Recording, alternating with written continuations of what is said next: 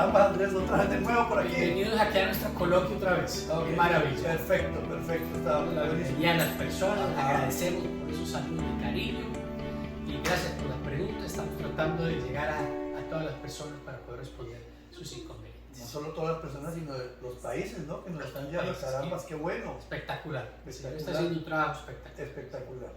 Y bueno, nos quedamos como nos comimos nos hizo falta el postre en la vez pasada. Entonces nos toca mirar a ver cómo vamos terminando.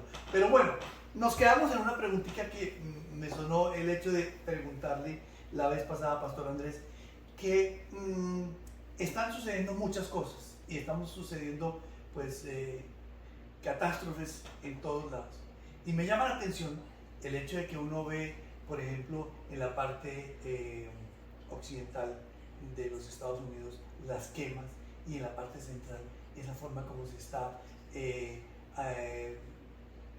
ahogando, digamos, en agua, en situaciones difíciles, esos contrastes tan bravos, ¿no? Y la interpretación que nos daba la semana pasada precisamente es de todas esas calamidades.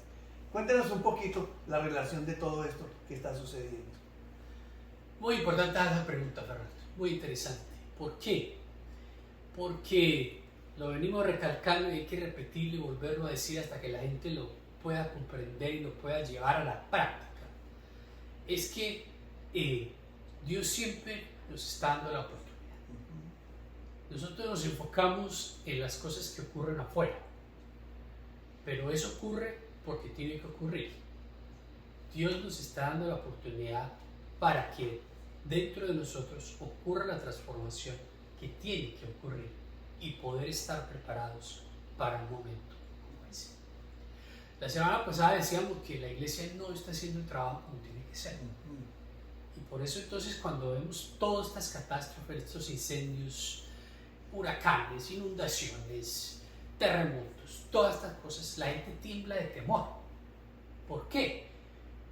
Por la situación tal como la naturaleza, sí. Pero más que por eso la gente debe temblar es por la falta de conocimiento de la palabra y por la falta de compromiso con Dios.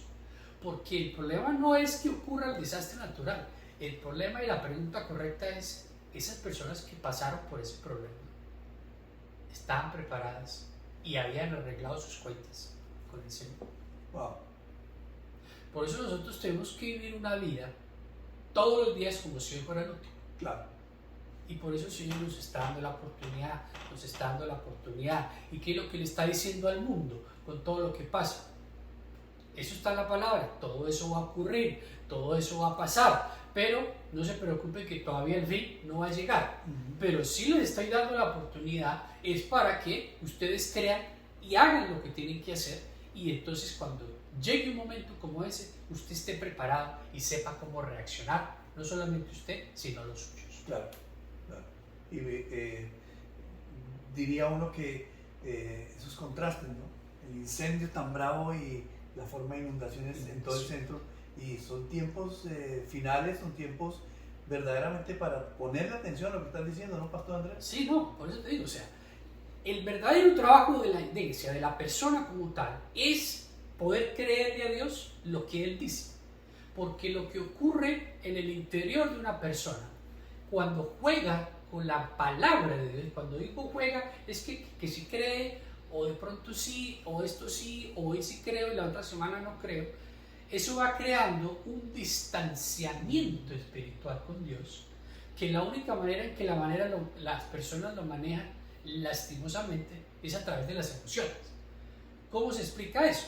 Es que una persona, si se siente muy bien, entonces piensa que tiene mucha bendición. Ajá. O que Dios está muy cerca. Pero si no siente nada, o se siente muy decaída, o se siente muy triste, entonces piensa que Dios lo abandonó y que está en el otro lado. Y eso no significa eso, porque Dios es el mismo ayer, hoy y lo será mañana. Su palabra no pasa. Jesús dice, usted todo lo que ve, las montañas, las estrellas, todo pasará, pero ni una sola letra de la palabra pasará. Ni una sola tilde. Ni una sola tilde. Entonces, esto hay que cogerlo muy serio. Claro. Hay que creerlo como es. Y entonces eso desatará en nosotros la revelación y el poder de Dios para poder comprender la palabra. Bien, sigamos entonces, continuamos con la explicación porque nos quedamos en la mitad. En la mitad. Sigamos Ok. entonces en la continuación del libro de Daniel. El libro de el segundo estamos en el capítulo 2. 2. Ajá. Entonces ya hablamos, explicamos lo de la cabeza, lo de los brazos y la parte del vientre, la otra parte. Dijimos que un vientre era de oro, el otro de plata, el otro de bronce y el otro de hierro. Y barro. Y barro mezclado con el barro. Ya dijimos que era el imperio babilónico, que después fue destruido por el imperio medo-persa, que después sería destruido por los griegos y que después el consiguiente sería destruido por los romanos. Ajá.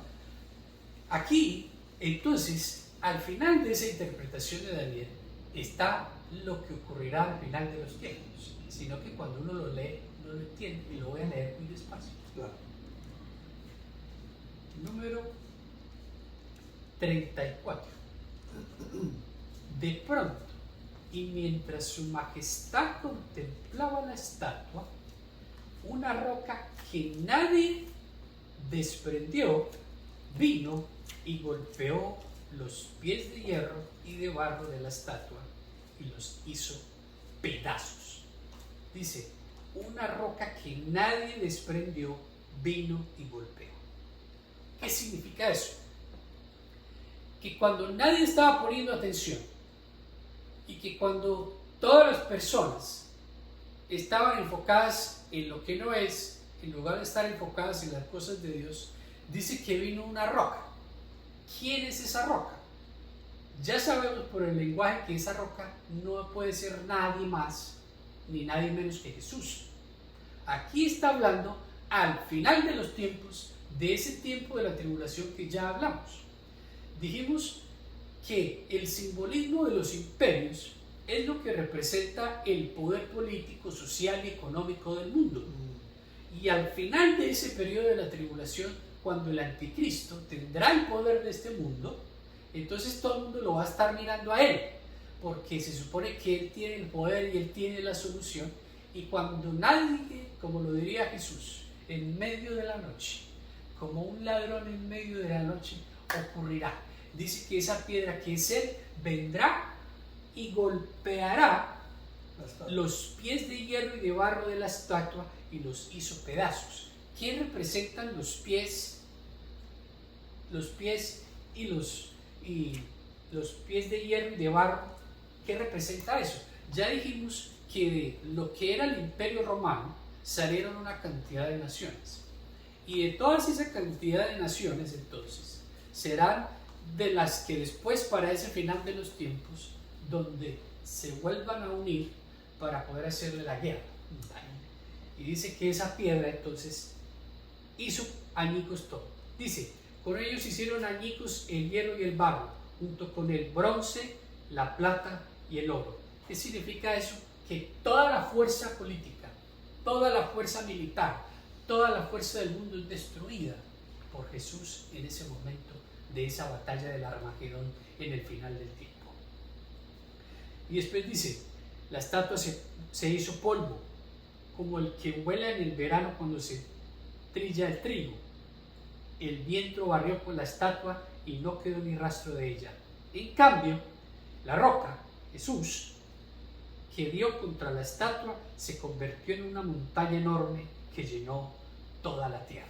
Es ese momento cuando Jesús en toda su majestad y en todo su poder viene con su iglesia a plantar su reinado milenar aquí en la tierra y a dominarla y a ser ya Él el dueño y Señor de todas las cosas en esta tierra como lo conocemos.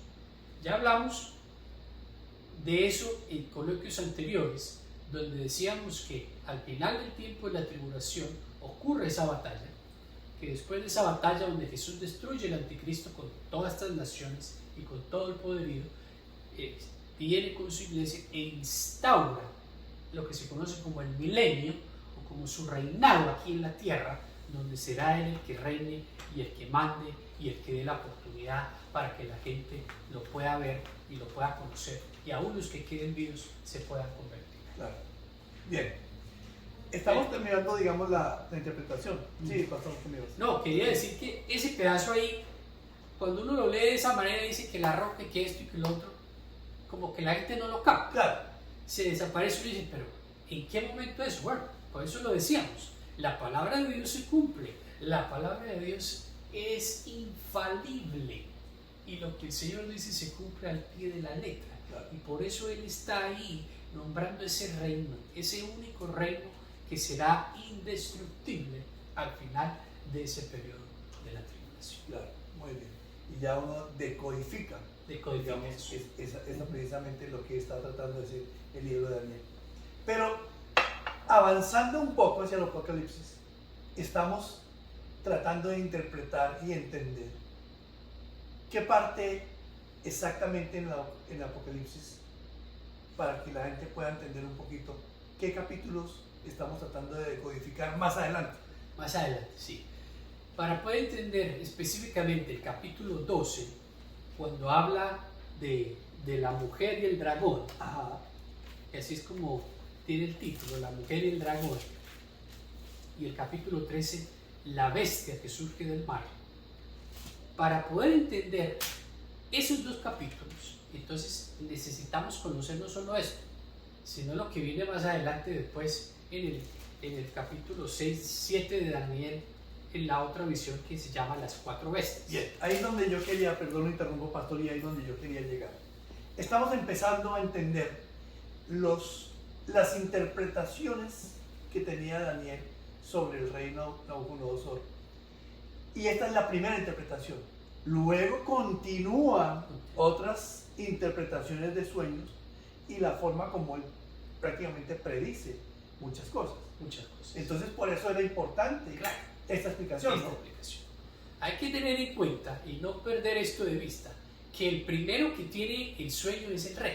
Claro, Entonces Nabucodonosor tiene el sueño y él se enloquece porque no lo puede entender. claro, Y es Dios el que le da a Daniel después la revelación para interpretar eso. claro, Las visiones que vienen después serán vistas por Daniel, claro. ya no por Nabucodonosor, Claro. porque Nabucodonosor, no, si usted sigue leyendo la historia, que esa es la tarea, él entra en un proceso y entonces él se va a perder y bueno, tiene un periodo y un tiempo en el que se convierte como un animal, porque Dios le dice, pero al final de ese tiempo él reconoce a Dios como su Señor y todo, y es Daniel el que tiene las visiones. Pero Dios le permite a Nabucodonosor que él tenga el sueño, Que él tenga el sueño. para que sea interpretado por Daniel.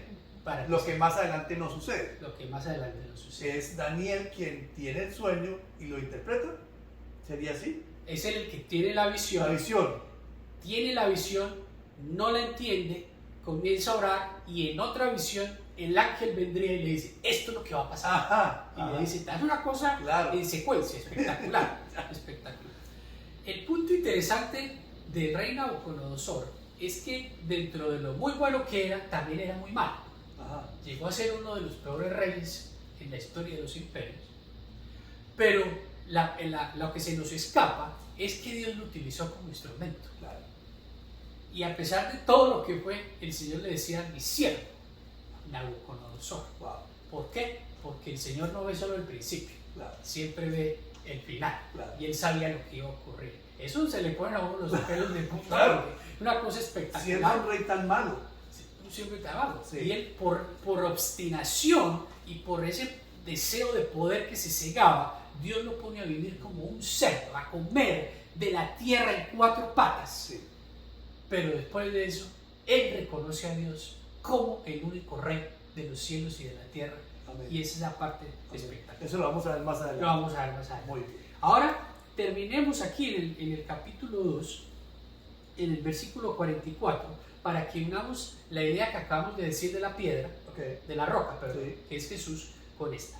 Dejemos que sea en los labios de Daniel que lo dice.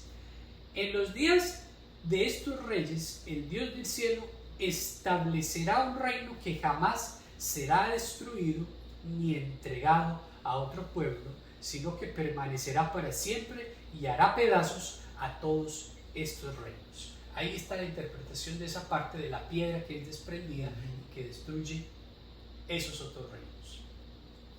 45 dice, tal es el sentido del sueño donde la roca se desprendía de una montaña sin la intervención de nadie, hizo añicos al hierro, al bronce, al barro y a la plata y al oro.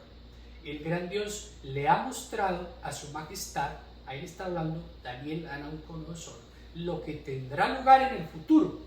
El sueño es verdadero y esta interpretación digna de confianza.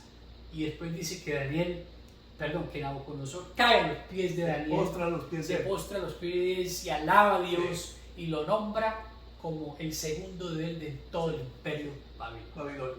Y sus amigos también. Y a sus amigos, a sus otros de la administración ahí. Una cosa espectacular. Impresionante, sí. Entonces aquí vemos que Dios, cuando nosotros disponemos nuestra vida a creerle a Él, cosas transformadoras y trascendentes como estas. Amén. Así es. Pero cuando vacilamos, cuando dudamos y cuando jugamos con la soberanía de Dios y con su palabra, su vida nunca podrá llegar al nivel espiritual ni a la trascendencia espiritual que usted ni siquiera se imagina. ¿Por qué? Porque Dios no se va a revelar y Dios no le va a dar poder a una mente y a un corazón que no ha rendido toda su vida a Él, y de esa manera entonces poder a comenzar a trabajar juntos en lo que Él quiere que sea su voluntad. Claro.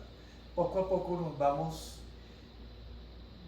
como una madeja, ¿no? Vamos desarrollando la madeja para poder interpretar todo lo que va a pasar a futuro. Pero nadie pensaría que tocaría devolvernos ¿cuántos años?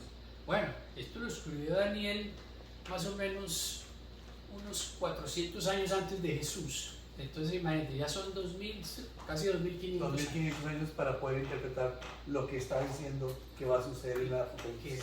Increíble. Pero así es la palabra, ¿no? Así es la palabra. Que es en su sabiduría, hay que leerlas con el Espíritu y poder interpretar mucho de las cosas que está diciendo ahí, ¿no? En el Espíritu. Ahí en el Espíritu.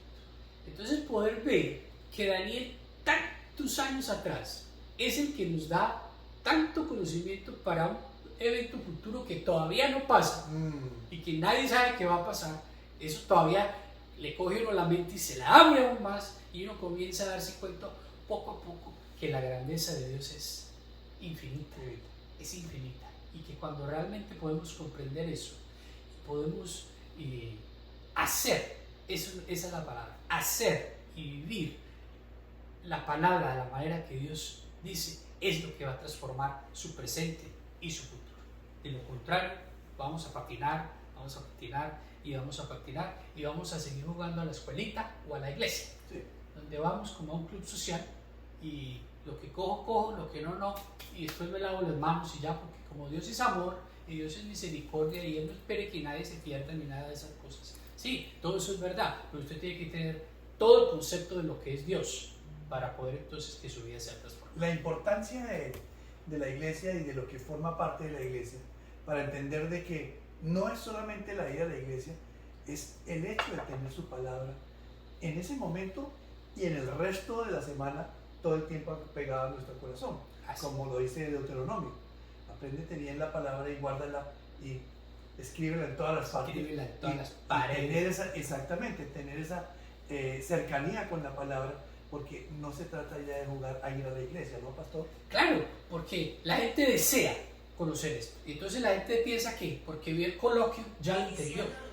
Pero a veces queda como en el limbo, como en el vacío, porque como que comprende una cosa, pero la otra no le queda muy clara. Por eso hay que volver a ver los coloquios varias veces, claro, pero no solamente esto. Claro. Usted tiene que vivir, número uno, la vida íntegra que tiene que vivir. Y tiene que leer su palabra y tener su relación personal con Dios, porque es de ahí de donde va a salir, ¿verdad?, la verdadera revelación. Claro. Porque jugamos con Dios. Claro. Y esto lo voy a decir con todo el cariño y con todo el respeto. Pensamos que podemos interpretar la Escritura con el conocimiento del mundo. Y esto es algo que lo repito hoy.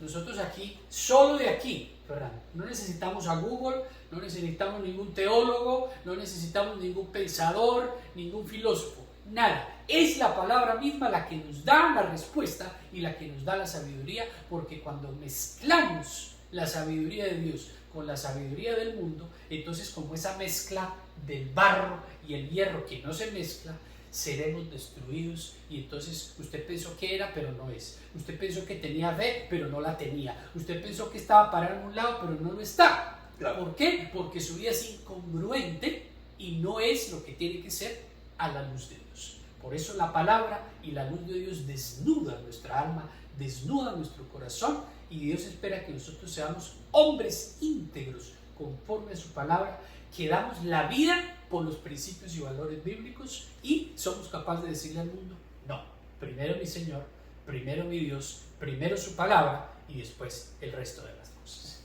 Sé que el pastor habla con fuerza, sé que el pastor les habla con cariño, pero precisamente es eso.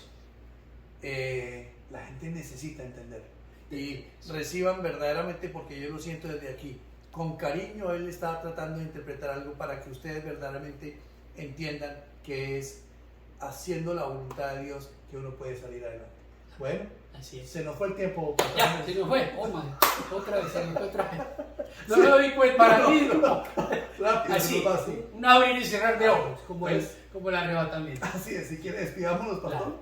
Sí, es importante que entendamos esto. Dios espera que nosotros vivamos una vida conforme a lo que Él quiere de nosotros. Usted tiene que descubrir en su interior y en su intimidad con Él qué es lo que Dios espera de su vida, de su matrimonio, de sus hijos, de su hogar. Qué luz irradia las puertas de su casa, qué luz sale de su lugar de trabajo, qué luz sale de la presencia donde usted va. Porque la palabra nos enseña que somos la luz y la sal del mundo, y a donde vayamos en medio de estas tinieblas y de este mundo que se destruye, nosotros tenemos que ser, número uno, testimonios del amor de Dios, y número dos, tenemos que ser puentes espirituales para aquellas personas que no conocen de Dios y puedan llegar a las personas. Esto no lo jugamos, ni lo inventamos, ni lo preparamos. Cuando nosotros decimos estas cosas con todo el amor, es porque el Señor lo ha puesto en nuestro corazón. Y cuando tuve ese contacto esta semana con el Señor, ese fue el mensaje. Yo quedé perplejo. Yo le decía a mi esposa: wow, yo no puedo decirle que no, porque primero Dios y después los hombres. Amén. Es un mensaje fuerte, pero es que proviene de Él, porque el Señor está cansado de que juguemos a lo que no somos, de que pretendamos ser y no lo somos, de que tengamos un compromiso hoy y de pronto mañana y los otros 5 días estoy en el mundo. No puede ser así, porque entonces nuestra vida no va a poder cambiar. Amén. Usted quiere que su vida cambie, usted quiere que su vida sea transformada, usted quiere el éxito, usted quiere vivir en plenitud. Transforme su vida a la manera que Dios desea. Recuerde darnos el like si es de su gusto, suscribirse al canal si no lo ha hecho todavía. Siga alternativamente el trabajo que hacemos a través del Instagram y del Facebook, y envía sus preguntas a pastorandresosa@gmail.com